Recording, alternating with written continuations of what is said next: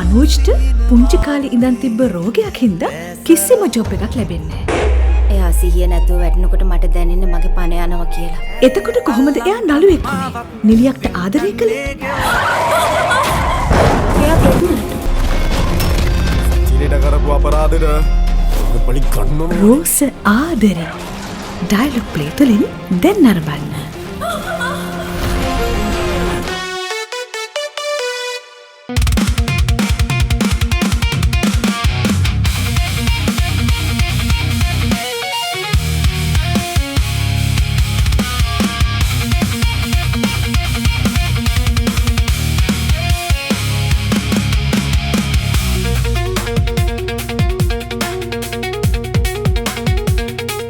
කොට පනිනවා කියන එකට නම් කිසිම බාධාවක් නැහැ. ආයේ කිසි ගැටලුවක් නැහැ.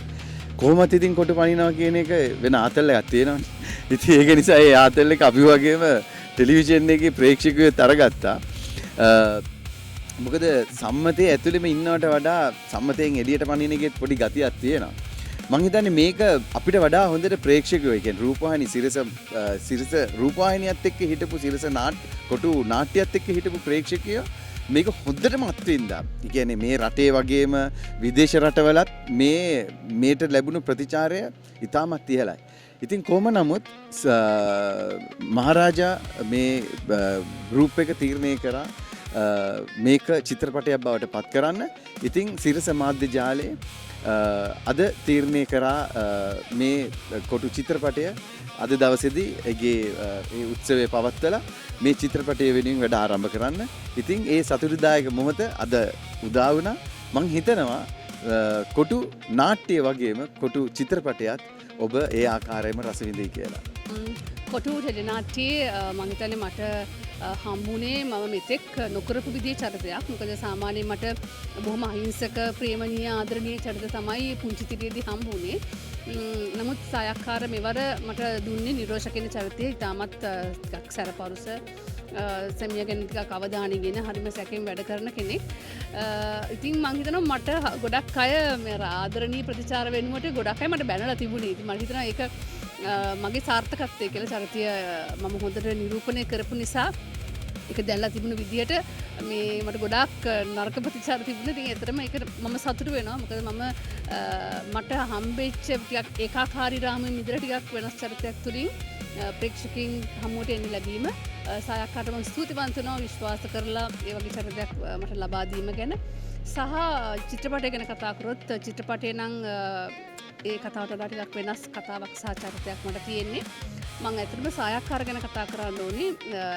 මේ රටේ මං කියන මම ශේෂ්ත්‍රයට ඇවිල්ලත් අවුරුදු 20 ගාණක් වෙනවා. නමුත් මේ ශේෂ්ත්‍රයේ ලියන මිනිස්සු ඒ කියන්නේ රචකයෝ හරිම අඩුයි. ලියන්න මේ ලෝකෙ දකින්න චරිත අවුලගන්න චරිත තුලට ඇතුල් වෙන්න සම්බන්ධ වෙන්න තියෙන කම්මැලිකම. කම්මැලි මිනිස්සු තමයි මේ ලෝකෙ ඉන්නේ. ඉතින් මිනිස්සුන්ට ලියන්න බෑ. ඉතින් ඒ වගේ ලොකු පරිචයකින් මේ සමාජයේ දකින්න හොඳ ඇහැකින් මේ සමාජයේ විඳින මිනිස්සෙකුට තමයි අනිත් මිනිස්සුන්ගේ ජීවිත ලියන්න පුළුවන්. අන්න එහෙම රචකෙක් තමයි සායක්කාර කියන්නේ. ඉතින් සායක්කාරට මේ ලබා දුණු සිරස මාධ්‍යාලයේ ලබා දුණු අත්වැල මම හිතනවා යාට ලොකු ගමනක් යන ලොකු ආශිර්වාදයක් වෙනවා. ඒක නියතයි. මොකද ඉතාමත් රහට ලියන රචකයෙක්. මං හැමතිස්සෙම කියන දෙයක් තමයි දෙබස් මම කියනකොට මට මේ දෙබස් වල එක අංශු මාත්‍රයක් නෑ මේක වෙනස් කරලා කියන්න ඕනෙවත් කියලාවත් අඩු කරලා කියන්න ඕනි කියලාවත් වැඩි කරලා කියන්න ඕනි කියලාවත් මොකද ඒ කියන ටෝන් එක ඒ කියන විදිය ඒ හැම දෙයක්ම මේ දෙබස තුල ප්‍රතිනිර්මාණය කරන්න දන්න අධ්‍යක්ෂකවරයෙක් රචකයෙක් තමයි සායක්කාර කියන්නේ. ඒ වගේ මිනිස්සු අපි ආරක්ෂා කරගන්න ඕනේ සහ මිනිස්සුන්ට මේ ගමන යන්න ලොකු තල්ලුවක් දෙන්න ඕනේ. ඉතින් ඒ තල්ලුව ලබා දීම ගැන මම සතුටු වෙනවා වගේම මම විශ්වාස කරනවා සායක්කාර මේ හොඳ මුද්‍රාවක් කොටු චිත්‍රපටය තුලින් ශ්‍රී ලංකේ සිනමාවට තබයි කියලා.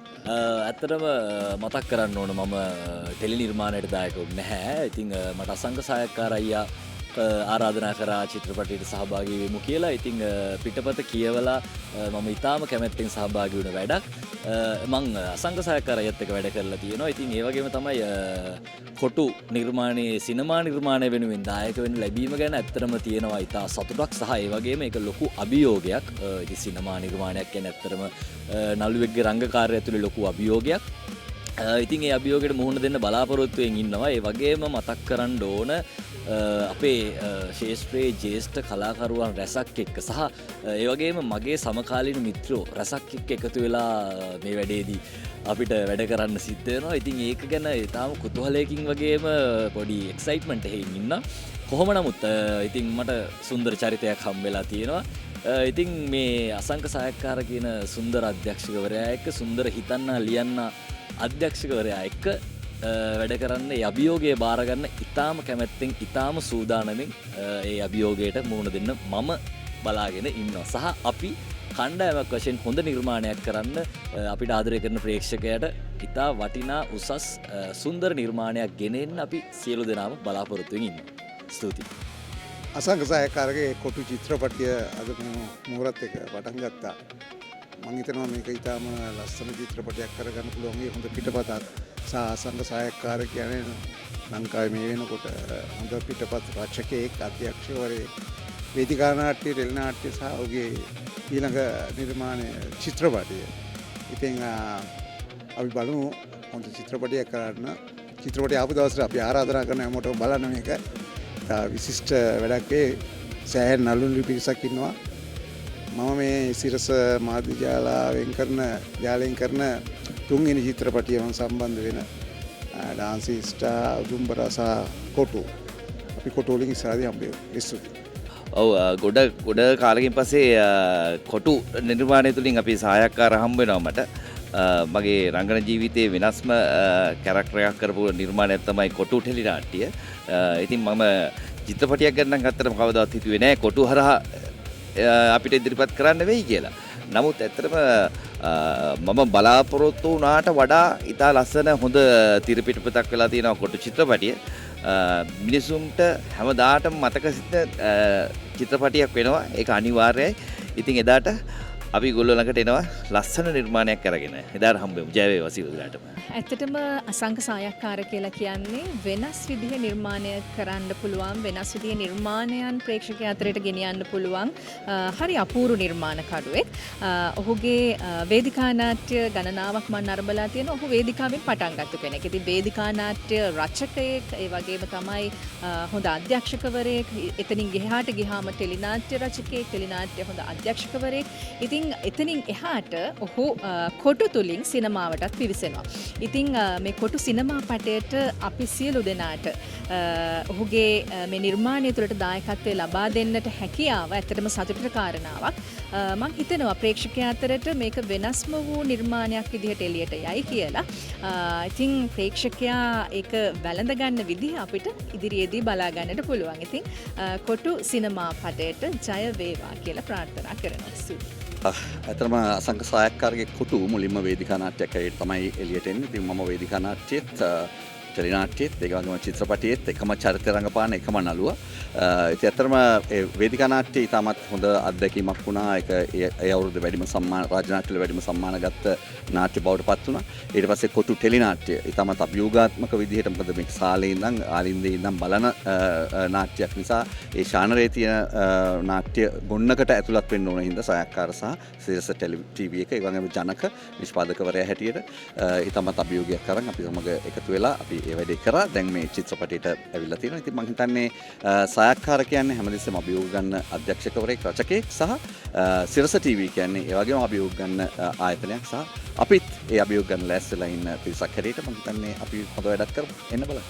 ඔව් කොටු ටෙලි නාට්‍ය නම් මගේ සම්බන්ධයක් තිබුණේ නැහැ. මම ඒකේ රංගනයෙන් සම්බන්ධ වුණේ නැහැ. නමුත් මගේ චරිතය චිත්‍රපටයට මේ එන්නේ ඉස්සෙල්ලාම ඉතින් සායා මට මේ කතා කරාම ඉතින් විශේෂයෙන් සායා පහුගිය කාලය පුරාම මම වේදිකාවේ ඉඳන් අඳුරන වේදිකා නාට්‍ය ශාස්ත්‍රයේ ඉඳන් අඳුරන දක්ෂ නිර්මාණකරුවෙක්, ඒ වගේම රචකයෙක්, විශේෂයෙන් තිරපිටපත් රචකයෙක් හැටියට ඉතාම මේ ටිකක් අපි අර කියන්නේ මේ කොටුවෙන් එලියට හිතලා මේ වැඩ කරපු රචකයෙක්. ඉතින් ඊට පස්සේ ਉਹ අධ්‍යක්ෂණයට එළඹුණා. ඉතින් ඒකත් සමග මේ මට අතම සතුටක් මේ නිර්මාණයට සම්බන්ධ වෙන්න ලැබිච්ච එක. විශේෂයෙන් සායාගේ මුල්ම චිත්‍රපටය මේ සායමයි මීට කලින් වෙන වැඩක් කරන්න සැලසුම් කරලා සියල්ල සැලසුම් කරලා පුහුණුවීම් කරලා සාකච්ඡා කරලා ඔක්කොම කරලා තියෙද්දි මේ කොවිඩ් වසංගතය නිසා ඒ වැඩේ නැවතුණා. මම බොහොම ආසාවෙන් රංගපාන්න හිටපු පිටපතක් සායාගේ ඒ නිර්මාණය. ඉතින් දැන් බලාපොරොත්තු වෙනවා අපි ඉස්සරහට නිර්මාණය කරන්න.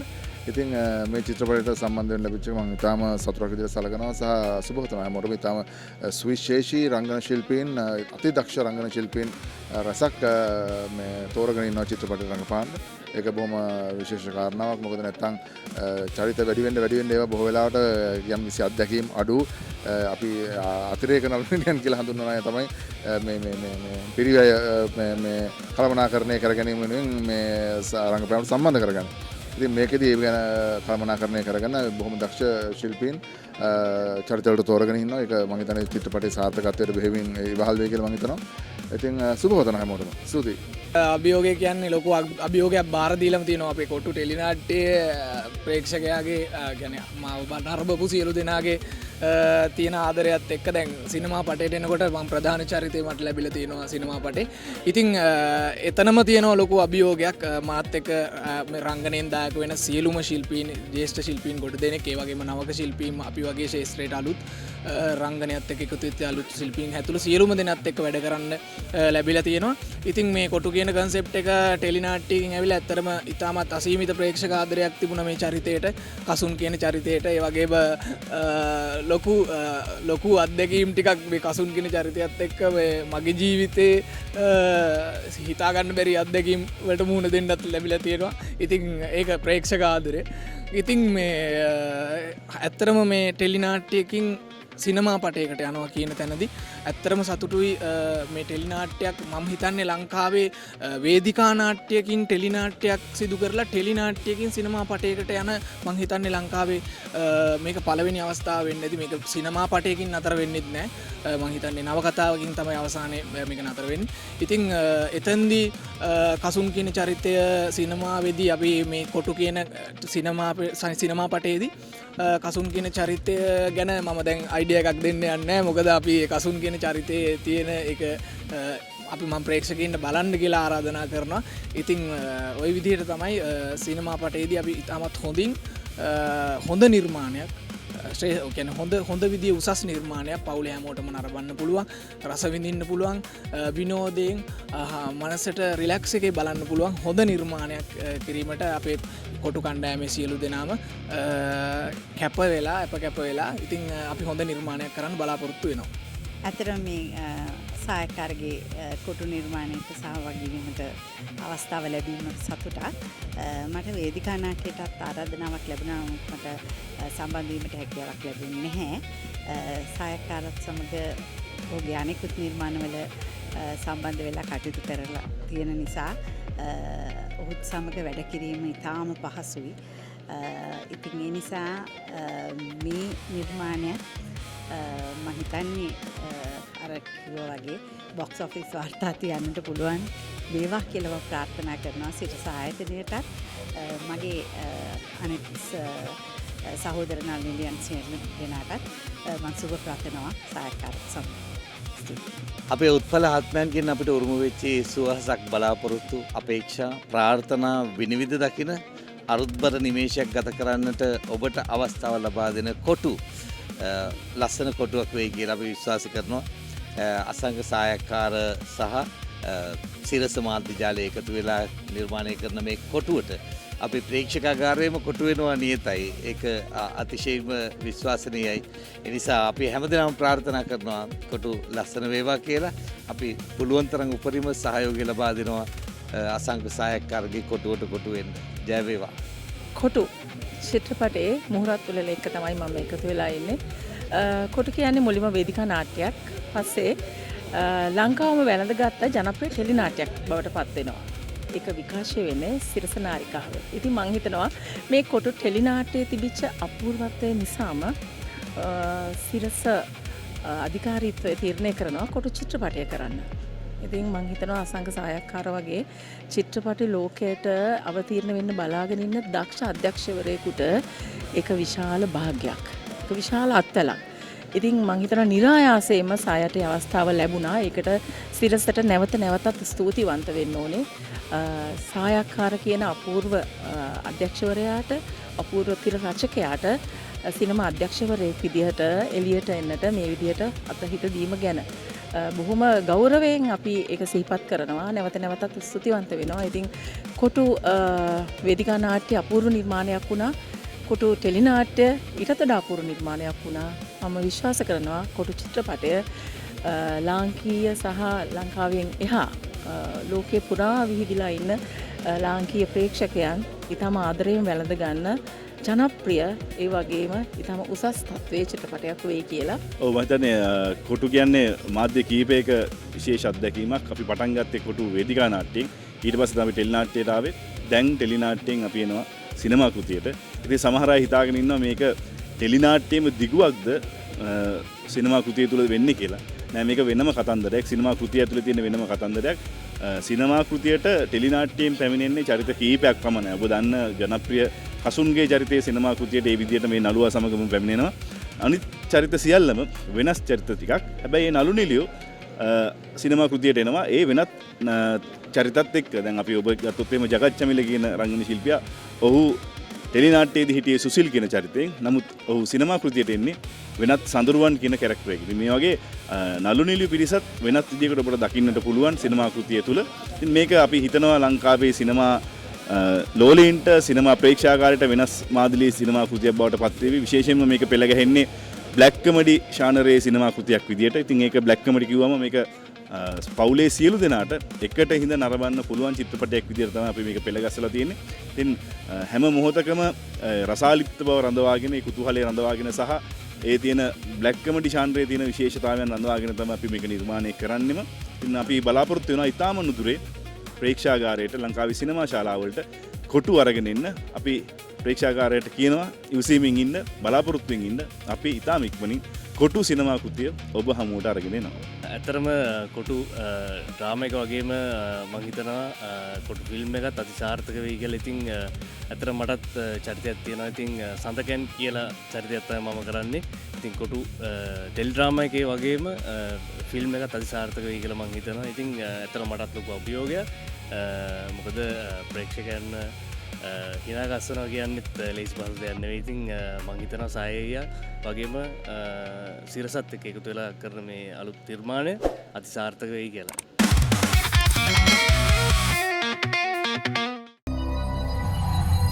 HU Creations මේක සැප උතුරන පාටි එකක්. සර්ට කියන්නේ පාටිය සැප